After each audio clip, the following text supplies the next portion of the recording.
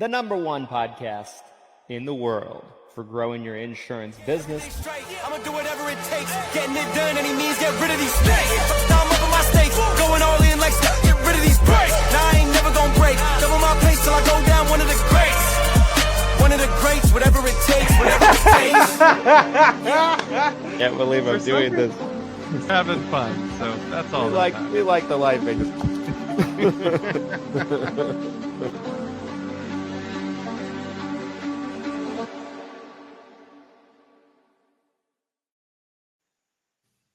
All right, everybody, welcome back to another episode of the Seven Figures or Bust podcast, the number one podcast in the world for growing your insurance business.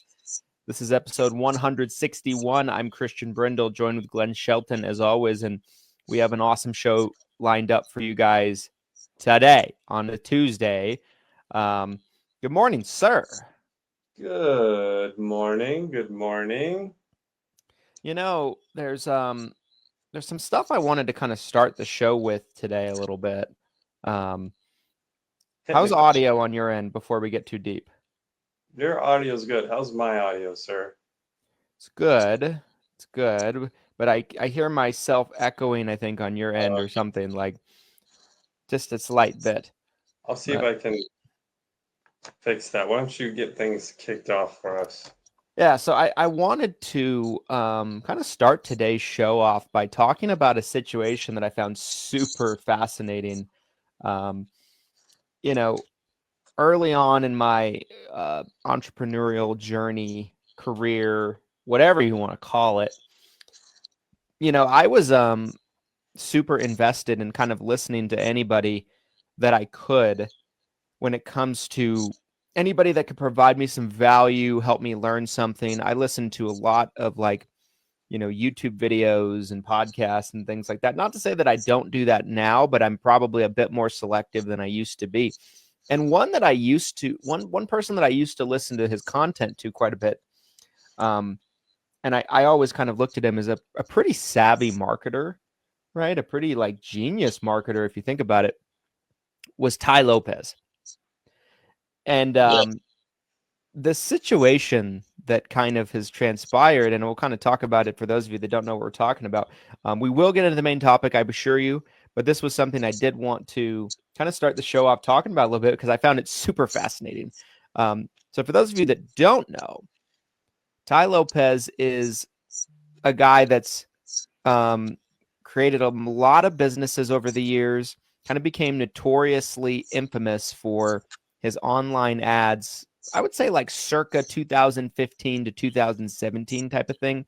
His ads were everywhere, and he was doing the classic Ferrari, Lamborghini ads, but he had the selfie style ads, if you ever saw him, where he's like, it's a lot of fun to drive up here in the Hollywood Hills, but you know what I like a lot more than materialistic things?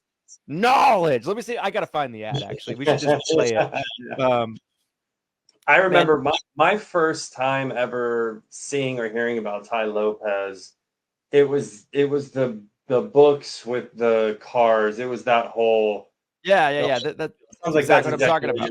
Yeah, what you're talking about bringing up. And I remember thinking and again, it was one of those things from a marketing perspective, you guys, it stood out because it was so different, right? I mean, how many people were showing off luxury cars, but then bragging about their books, right? I mean, you've never seen that before, right? Right. It was just the whole concept was look at all these cars I have, look at this house I'm living in Hollywood. And I got this because of all these books, Yes. And my mentors, he'd always be like, I have 4 mentors. One of them owns a farm. And I lived with the Amish. He was such an interesting character in a lot of ways. I'm actually going to play the ad, the infamous Here in My Garage ad.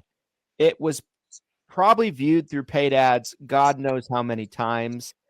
This video in particular, 72 million views, and it came out in 2015. This was the first one I ever saw. So I'm going to play it real quick. Okay. Here in my garage, just bought this new Lamborghini here. fun to drive up here in the Hollywood Hills. But you know what I like a lot more than materialistic things? Knowledge. In fact, I'm more proud of these 7 new bookshelves that I had to get installed to hold 2,000 new books that I bought. It's like the billionaire Warren Buffett says, the more you learn, the more you earn. Now, maybe you've seen my TEDx talk where I talk about how I read a book a day. You know, I read a book a day not to show off. It's, again, about the knowledge. In fact, the real reason I keep this Lamborghini here is that it's a reminder that dreams are still possible, because it wasn't that long ago that I was in a little town across the country sleeping on a couch in a mobile home with only $47 in my bank account. I didn't have a college degree. I had no opportunities. So anyway, like a lot of people have seen that ad, right, over the years. And there were several others that were just like it. You know, there was one that was like, here in my backyard, if you remember that one. He's like, here in my backyard. It's like a mega mansion, you know.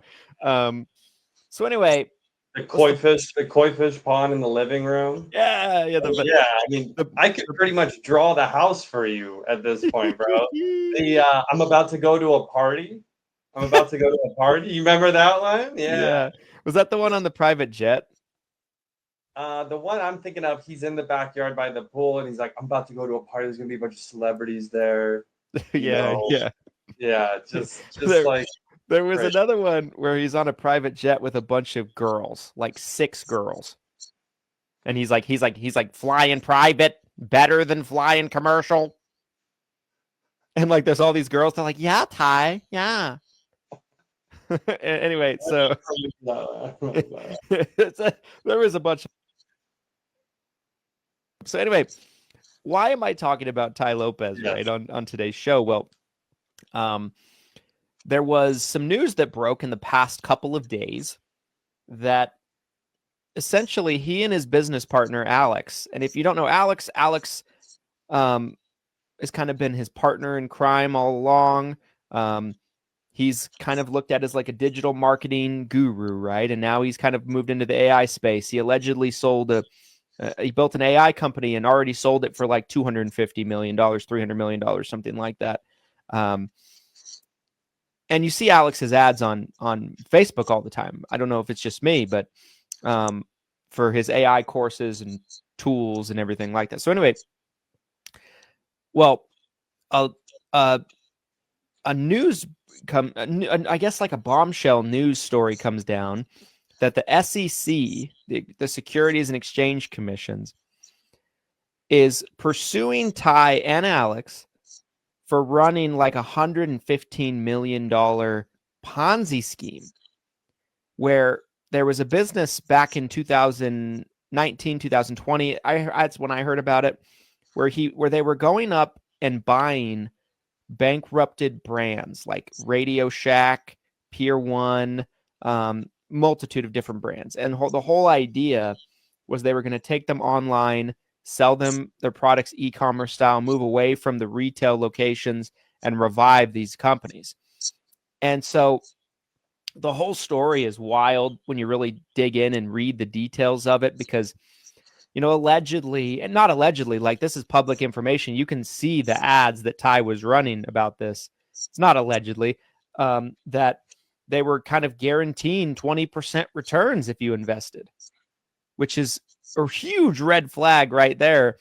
Ty kind of historically, like while I looked at him as a really great marketer, I think everybody kind of looked at him also in the same light of like, he kind of gave off a little bit of a scammy vibe, you know what I mean? Like kind of a sketchy vibe.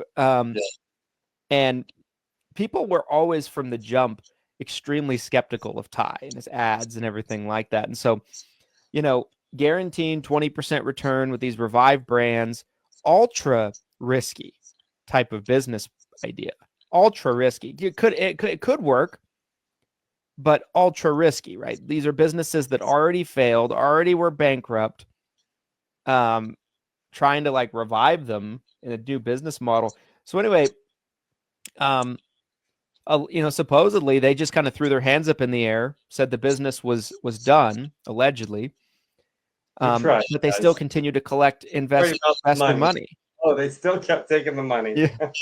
Yeah, knew more money without disclosing that. And they were taking in this other money to repay their original investors' classic Ponzi scheme type of thing. So this story, I don't want to get too deep into it. I don't want to spend too much time on it, but like, what were your thoughts when you heard about this? I was like stunned. I was like, whoa, it's a big story.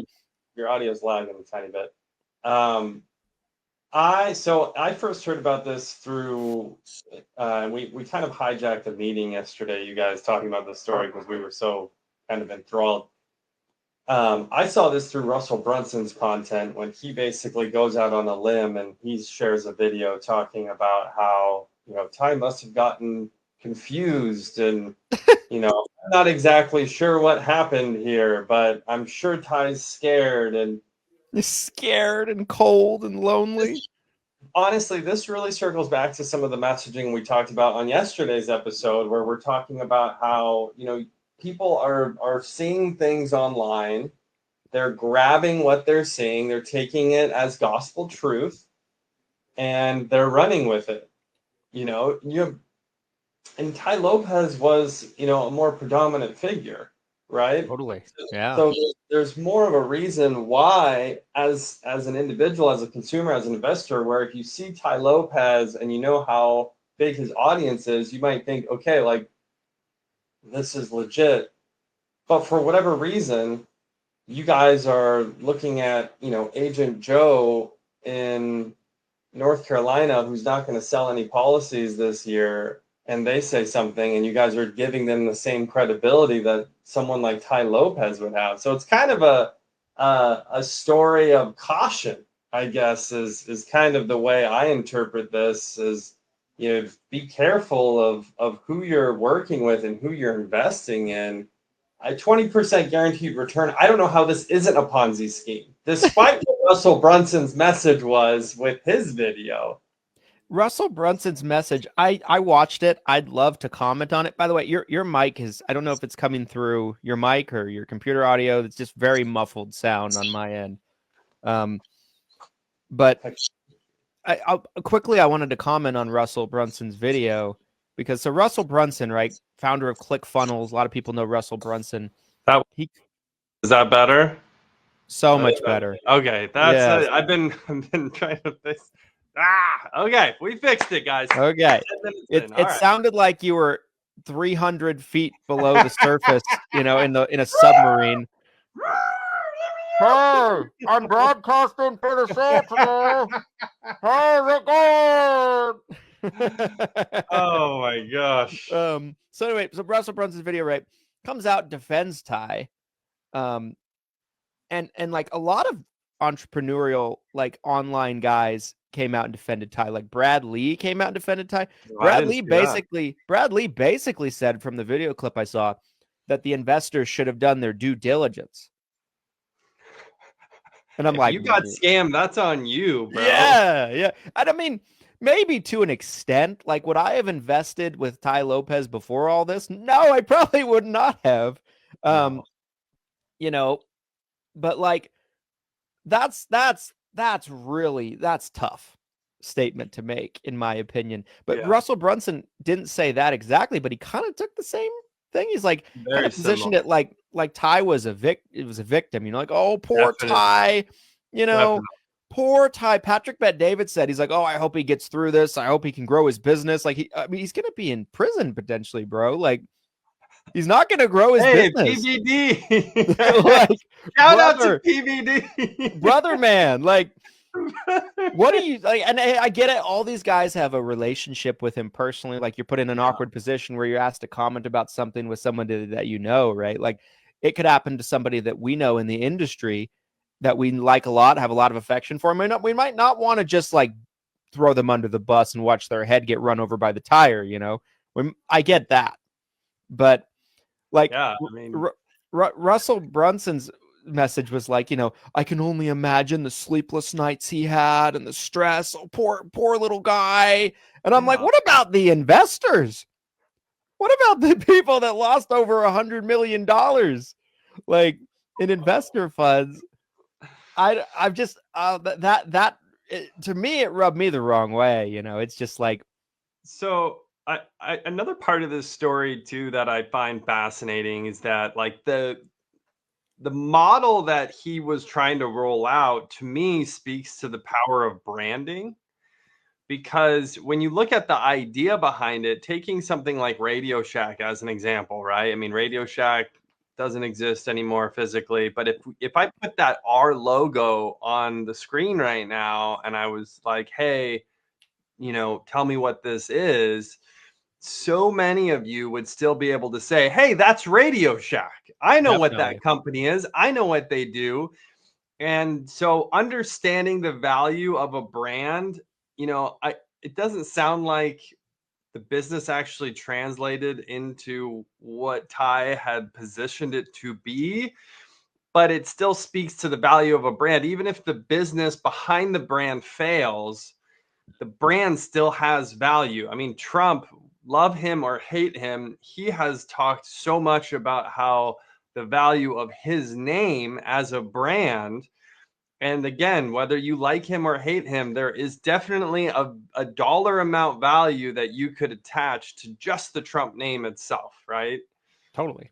So I think that's something that, again, we can all take back to our own businesses, our own agencies, is like, what are you doing to create a brand that's recognizable like that? To really, have people see it and know what it is and know what you do. Yeah, 100%. 100%. Just kind of an interesting story. We'll kind of see how it develops. From my understanding, this is a long time coming. This has been an investigation that's been going on for years, literally years. Like they walked away from this business, my understanding, in like 2022, 2023, kind of reading up on the case a little bit. So like, a long time coming, and it doesn't look good though. Hey, that gives Ty a lot of time to read up on what's to come. Yeah, for real. I mean, lots of good reading time in prison, I've heard, allegedly. Yes. So allegedly, Mr. Brindle, this might be. Do you have any final thoughts you want to say about that? I mean, it might be a good spot to transition into today's sponsor. Yes, I definitely think that it is. You guys, today's episode is brought to you by Lead Heroes. Guys, this coming AEP, there's going to be a lot of opportunity, but not all of you have enough lead sources and lead flow coming in to really meet your goals. I talk to agents every single year that say, I want to write 100 apps this AEP. I want to write 200 apps this AEP. I want to write 300 apps this AEP. And my question usually that follows is, how many leads do you need for that? Oh, well, I don't know. I was just going to get some referrals and hustle. And it's like, you need the leads. You need enough lead flow. You need to do the math. You need to have enough leads to talk to, and you need predictable leads. You need leads that, you can guarantee that will be coming to you at a certain point in time. You need predictability, and Lead Heroes provides that. We are doing something really special that will be to come. We can't talk about it too much on today's show, but for Medicare Supplement Awareness Month, we will be saving the subs, and we're super excited for you guys to join us on this journey. Could the audience, anybody who watches this, whether you're replay or you're watching live right now or you're audio only, like if you guys could just do me a favor and comment save the subs. I just want to make sure we're all on the same team on this one, that you guys want to see Medicare Supplement stick around. So I would just love, it warms my heart to see someone else say those words. Save the subs, you guys. I mean, I'm ready to pledge, if I'm being honest. I'm very close to feeling trustworthy on this. So make sure to head over to leadheroes.com. If you're watching on the Facebook live stream, Mr. Lester, the champion, very powerful and attractive man in his own right, has dropped the link on this stream. Save the subs. Thank you, Nicole. Make sure to head over to leadheroes.com and get your orders in while you can. There's still some availability left for us to be able to take on orders for AEP. Yeah, really fast. I did want to mention that as well, as there are still some preset appointments available. So if you're specifically looking for our Medicare Advantage preset appointments for this AEP, there's still time. I know it's essentially Christmas Eve right now for Medicare agents all across the US. I don't know if anyone else woke up and could feel that in their chest this morning when they saw the calendar, but it's Christmas Eve, but you don't have to get coal in your stocking this year. There's still time to get your preset appointments from Lead Heroes. So highly recommend checking those out. All right. That being said, as we wrap up that message from Medicare Santa, just got to dye the beard here. Yeah. Ho, ho, ho. Were you a good agent this year? You could wake up tomorrow morning with a calendar full of appointments. Oh my gosh. You better watch out. I'm thinking of a great promo now. I've got it. That's going to be my ChatGPT image of the day right there. Yeah. Is me as Medicare Santa. Yes, presets for agents everywhere. Ho, ho, ho. Cindy Lou who is no more than 2. That's the Grinch. Sorry, wrong thing there. They all kind of blur together at this point as an adult. Okay, so let's transition into the main topic at hand. So, main topic at hand: why is Medicare better than life? Right. So, I wanted to kind of give. Well, we're going to get to the bottom of this. We're going to get to the bottom of this. How dare you slant this in a way that makes it sound like Medicare? I don't know if it is, guys. Well, I don't know if it is. I'm the representative. I'm the attorney of law for life insurance today. Okay, I'm going to represent my client. And I'm going to try to find the post real quickly that this originated from. There was a really interesting post. Sometimes if you guys post interesting things in the Facebook group, it does kind of give us inspiration on things to talk about for the show, as we do 4 shows a week on a regular week. Tell me who it is. I'll tag them. I love tagging people in the stream and be like, dude, I'm answering your question right now. Like, it's happening. I'm looking for the post is the thing. There's so many posts in the freaking Facebook group. Like it's almost out of control. I'm gonna find it before you. You probably will. The sentiment behind the post, it was from a new agent. And I'd love to read it verbatim because I thought it was. I would too. Man. Oh, that was another thing I was going to bring up today. I'm seeing another post talking about the possible government shutdown. Oh, yes. Yeah. Which I don't understand why we're doing that, you guys. Why would we shut it down? Let's just keep rolling. Hang on. Okay, so I'm just going to search life. That's what I use the search feature. Honest question. I found it. Boom. Guys, I want to take note here. I found a post in the Facebook group before Christian could. I am the smarter partner between the two. Mike Benedict. Shout out. Honest question. Why should someone take the additional classes and tests to sell Medicare? Great question, Mike. I don't know, honestly. Let's be honest, Mike. You're answering your own question here. If they can just sell life insurance, what's the major pros and then cons? I know residual is better, but upfront lower. Then there's the risk of legislation wiping out residuals. Preference in workflows or industry. I'm curious because I'm trying to figure out what I want to really dial in and focus on, and I want to learn from others with personal experience with both. This is such a great question, and I love the wording too. Like, it wasn't just like... That's why I wanted to find it. I thought it was very well asked. Yeah. Thank you, Mike. Shout out to Mike Benedict, you guys. He's a real one. Okay, so how do you eat an elephant? This is a really... this is a big one. This is a big topic, right? So let's start off with... Let's take it point by point with what he said there. So start from the beginning for me. What was the first point that he made?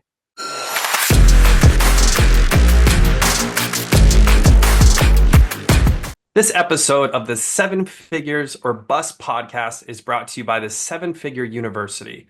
7figureuniversity.com is a culmination of Christian Brindle's and mine's educational videos that we have developed over the past 2 decades of combined experience in the senior insurance space.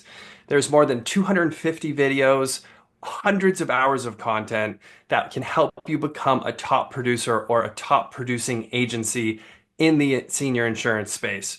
We're talking about videos of how to work with specific carriers, how to do different types of marketing, such as seminars or Facebook advertising, how to generate content in the niche to help grow your business, how to grow an agency, all sorts of things. There's so much value in this. It's unbelievable. Christian, what do agents need to know about 7-Figure University? 7-Figure University can best be thought of as an agency blueprint in a box that's put together for you, that brings you step by step in every facet of building a successful 7-figure insurance agency, and lays it out all in front of you so you can follow along. Whether you guys need help with marketing, whether you guys need help with branding, whether you guys need help with hiring, training, standard operating procedures, systems and processes, automation, you name it, it's covered in this course. Not only that, you get access to my weekly training calls every Thursday that go from January through the end of September on a week-to-week basis.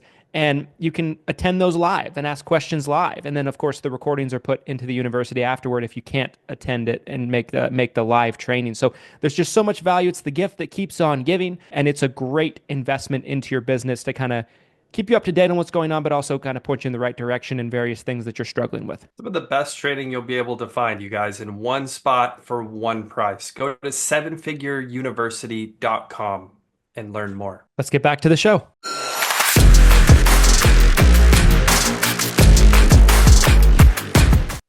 I know residual is better, but upfront is less. That's what I remember. Is that right?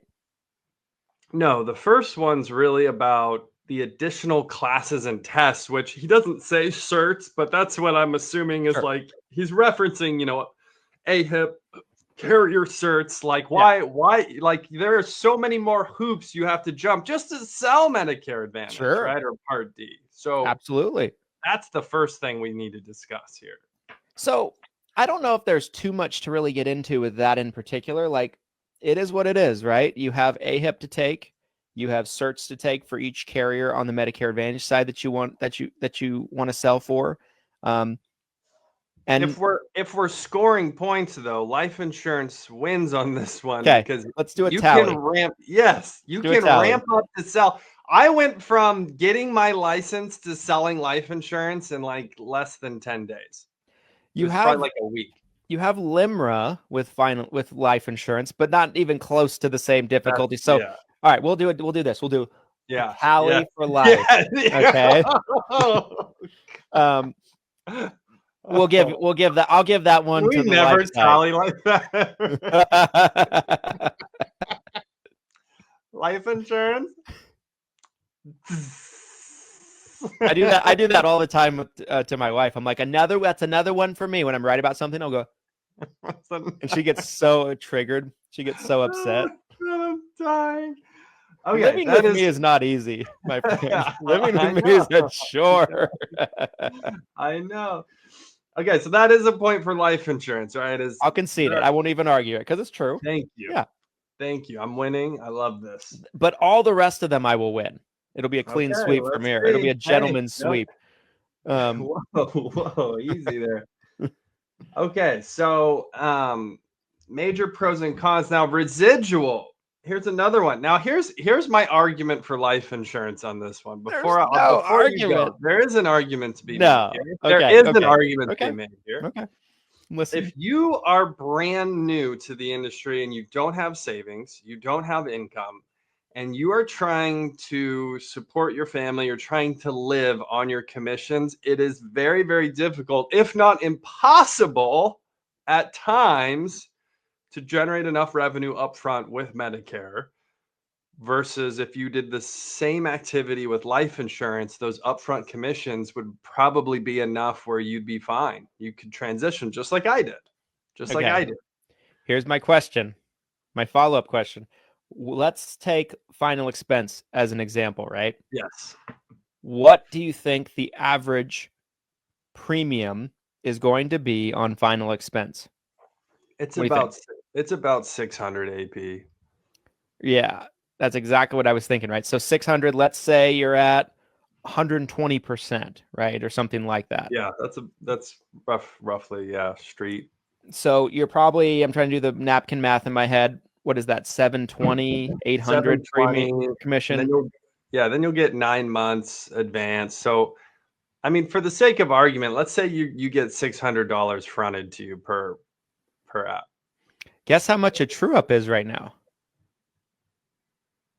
I'm not legally able to answer that question on screen right now, Your Honor. Hang on. I will pull up the 2026 numbers. He's about to pull up California or New Jersey numbers. No. I'll give you the national numbers. I'll give you the national numbers, okay? But this is someone brand new to Medicare.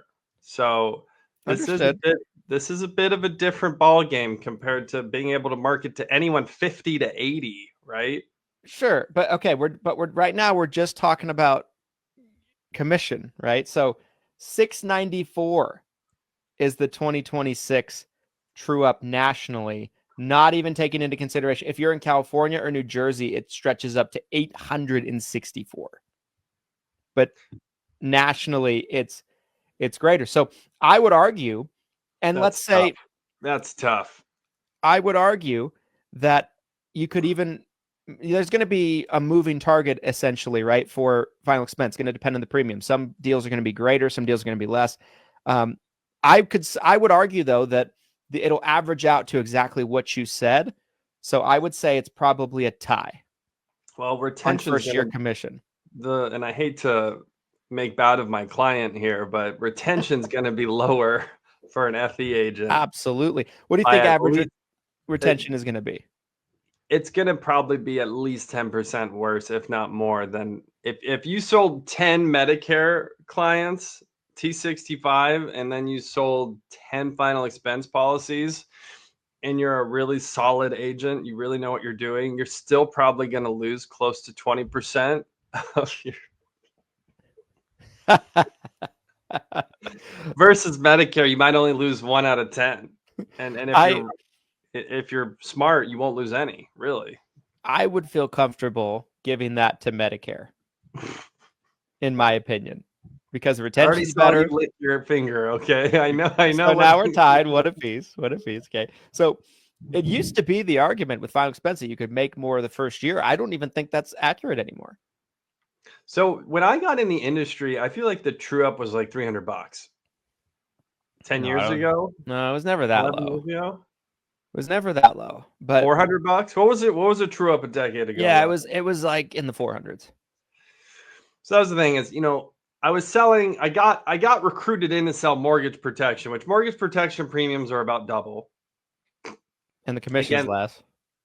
Well, the commission's not 120, that's for sure. Your commission's going to be a lot less. Premiums are higher. The retention, though, on a mortgage protection deal is going to be higher versus final expense. Tougher to get approved, though. More underwriting, right? To get approved. So the argument when I came into the industry, I remember when I got recruited because they did Medicare. This agency did Medicare, but they just like refused to talk about it.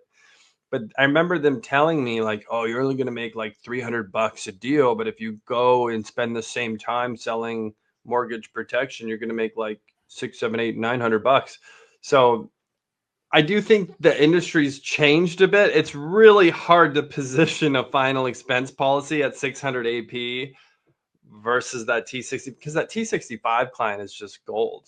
They're going to live for 20 years at least. And that's a totally different category, right? We haven't even gotten into the renewals aspect of it. That's just first year commission. But like with Medicare, there's so many opportunities to cross sell as well, right? Like there's no reason why you can cross sell a hospital indemnity plan, other things with it that fill in the gaps of that Medicare Advantage plan to help cover the client better. And it doesn't take much for you to be like at 1,000, 1,200 first year commission. Okay, so moving on to our next, we're tied right now. It's 1-1. Then there's the risk. Okay, hang on a second. You said you had a gentleman's sweep brewing, and I think there's another point for life insurance coming up here, you guys. Okay. Let's see. So, listen, life insurance might lose this, but Christian was wrong. I want the record to state it. I will not get a gentleman's sweep on this.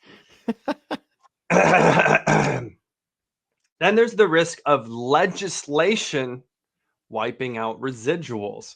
When was the last time you saw major legislation come through on life insurance? Have you seen anything recently that? I mean, broad things, right? Like the FCC 1-to-1 consent that would have affected life insurance, right? Okay. In terms of, but of course, it never saw the light of day. Sure. I mean, but I could also flip the script and argue, like, on a broad perspective. Like, I can tell you this, the only renewals that we have lost in the last 10 years where a carrier just pulled them was WellCare PDP commissions. Yeah. So, like, is that really a big thing where we have evidence to point back on that legislation has pulled renewals? I think in a big way. What people point to, and my guess based on this post and I'm looking at the comments right now, is like, most likely they're pointing to when ACA got passed, it obliterated everyone's under 65 renewals, right? I mean, yeah, but we're not talking about ACA. I know we're not, but I'm saying that's probably what's being referenced in the sense of legislation, aka ACA, obliterating health insurance renewals. Sure. So it's not a direct comparison. I understand that, but that's got to be what's being referenced here. The analogy is like my cousin who's almost my same age, who's an alcoholic and unemployed. That's going to be me because he's my cousin. You're so full of shit on this one. Guys, not going to go ahead. Hang on a second. No, I don't think that's fair. Oh, fine. It's obviously it's apples and oranges. Under 65 to Medicare, it's not the same, but legislation in general changing the direction of life insurance sales versus Medicare sales. It's obvious that this one is much more dangerous to Medicare. I will concede it because that's 2 points. The potential of it happening with Medicare is far greater than it would be for life. Not that I think it's likely on either, but Christmas if it had to pick one or the other. Santa doesn't lose on Christmas Eve, dude. You should have known better. All right, let's keep going. The competitor in me is coming out live on the show. I want to terminate here. I'm up 2-1. It feels you don't feel good about the. Feels so good right now. You don't feel good about the rest of the way, do you? My connection, it's horrible. Can you hear me? I'm still in the submarine. We're going deeper.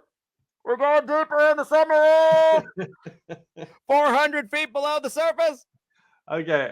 I'm in Titan, and it's collapsing in the. Oh, geez. Okay, this next one, I don't know how we can score this one because the question is preference in workflows or industry. I mean, basically the question's like, hey, what do you guys like more? So I don't know. I mean, I guess we could try to compare workflows. I don't know how you want to go about this one. Yeah, I feel like that one is so subjective. I don't think we can probably accurately push it to either way. I mean, I'm biased. I would say if the question is which one do you like more, I like Medicare more because retention's higher. You have higher lifetime value by far, and it's more scalable, et cetera, et cetera, et cetera. So, like, I don't know. But again, that's subjective. It's a question of like, subjective. What do you like more? Do you like vanilla or strawberry more? Yeah. Well, I could say like, vanilla, it matches me.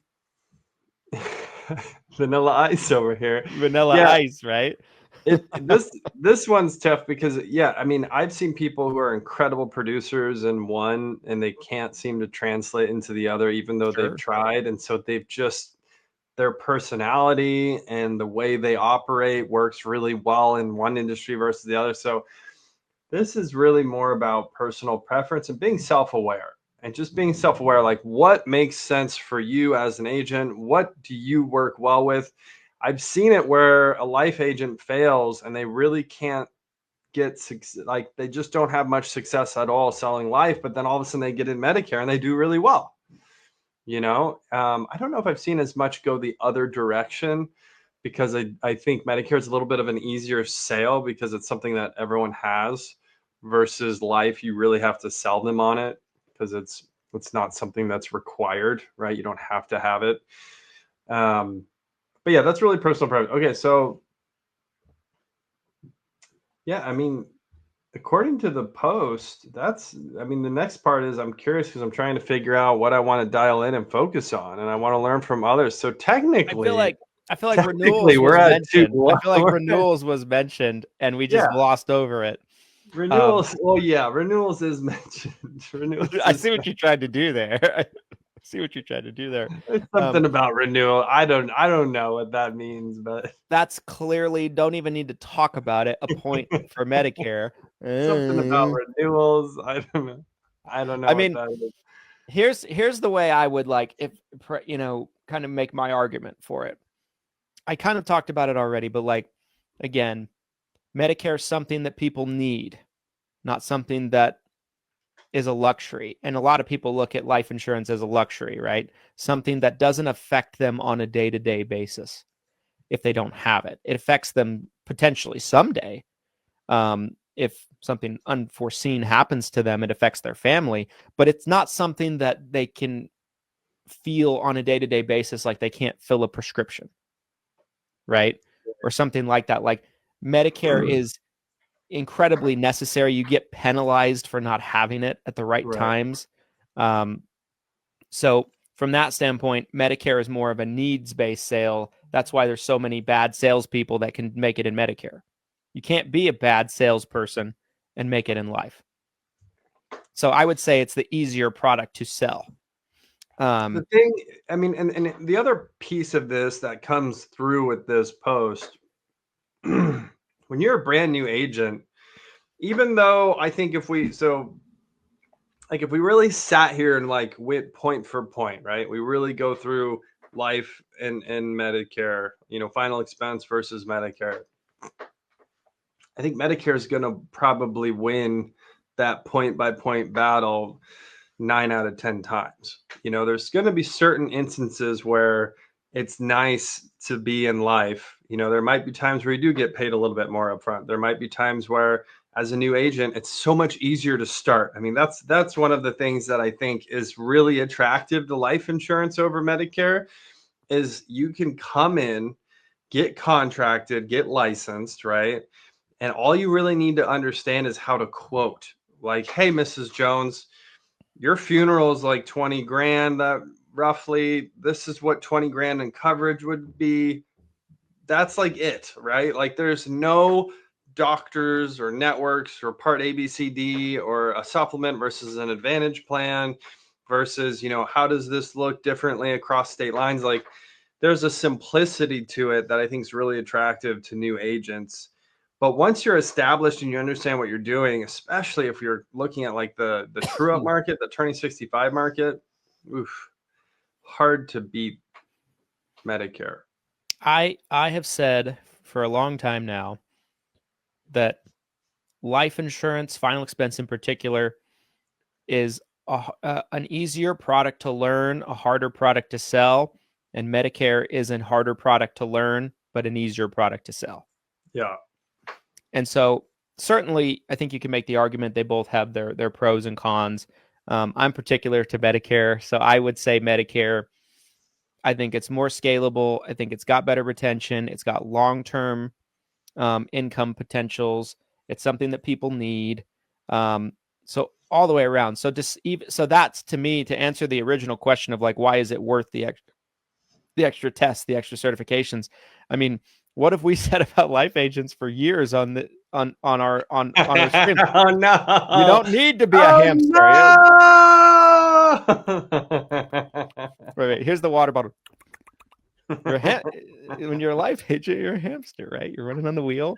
It is a proverbial hamster wheel. So, I mean, to answer the renewal question on the life side, since we didn't really mention that yet, you can get renewals on some of these final expense plans specifically. And there's other types of life insurance. You know, if you're selling cash value life insurance like IULs or, you know, whole life, like simplified, the thing with simplified issue whole life, which is what final expense is, there's typically anywhere from 0 to almost none on the renewal side. So it does lead you to becoming the proverbial hamster, right?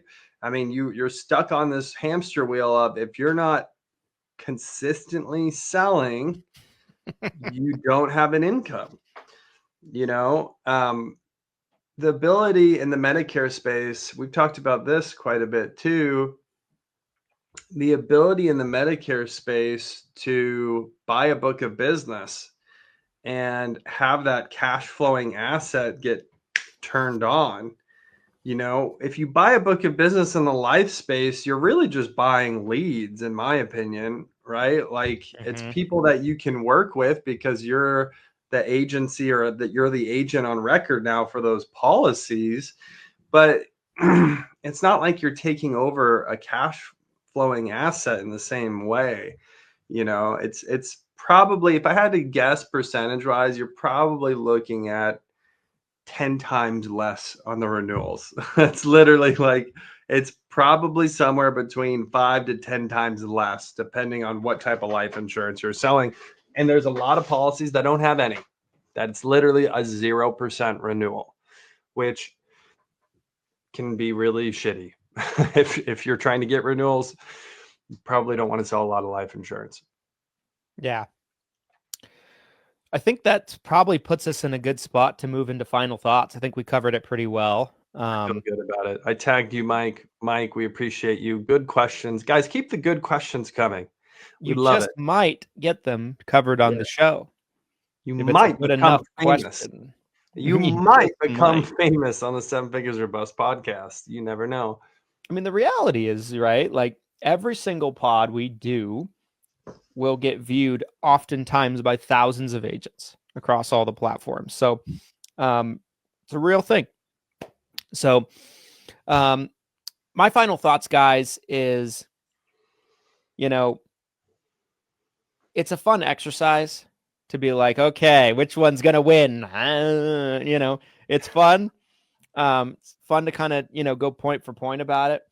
But ideally, long term, I've always said as a new agent, my advice is to start with one or the other, not try to do both at the same time. I think that's just a lot for a brand new agent to take in, like drinking from the fire hose.